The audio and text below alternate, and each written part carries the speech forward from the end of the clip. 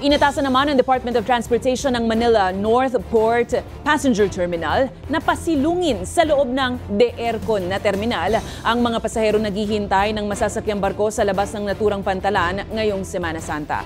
Kasunod nga yan ang isinagawang pag-iinspeksyon ni Transport Chief Vince Dizon sa naturang pantalan.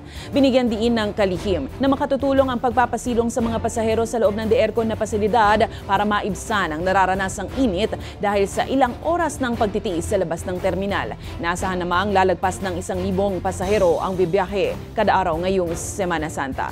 Habang pinaalalahanan din ni Dizon ng pamunuan ng barko kaugnay sa overloading at iligal na pagbebenta ng mas maraming tiket.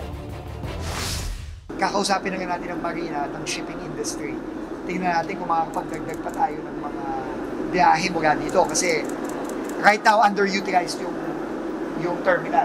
Hindi ka mukha ng Batangas na talagang napakadami. Tingin ko kailangan, since private na yung operator nito, makikipagtulungan tayo sa private sector para tingnan natin kung maiinganyo natin yung ibang shipping lines na bumiyahe din galing dito.